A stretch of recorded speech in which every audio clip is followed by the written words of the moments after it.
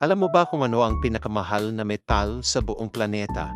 Napakataas ng presyo nito na kahit mga bilyonaryo ay hindi ito kayang bilhin. Ang ikalimang pwesto ay ginto, isang kilalang mahalagang metal na malawakang ginagamit sa alahas at industriya. Ang presyo nito ay humigit kumulang $50 bawat gramo. Sa ikaapat na pwesto naman ay iridium na may mataas na resistensya laban sa mga kemikal.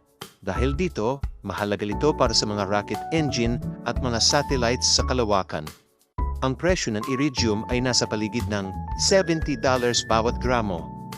Ang ikatlong pwesto naman ay napunta sa palladium na mataas ang demand sa industriya ng automotive, electronics at alahas. Nakaka-interes dahil bawat modernong sasakyan ay naglalaman ng humigit kumulang 5 grams ng metal na ito. Ang halaga ng palladium ay tinatayang $100 bawat gramo.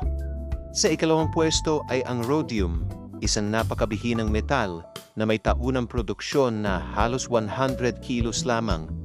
Ang pangunahing gamit nito ay sa paggawa ng mga catalytic converter ng sasakyan na nagpapababa ng paglabas ng mga mapanganib na gas mula sa mga makina. Ang presyo ng rhodium ay maaaring umabot ng hanggang $4,000 bawat gramo at ang ganap na nangunguna ay ang osmium. Sa taunang produksyon na halos 100 kilos lamang, ang osmium ay halos imposibleng mabili at ang halaga nito ay lumalampas sa $100,000 bawat gramo.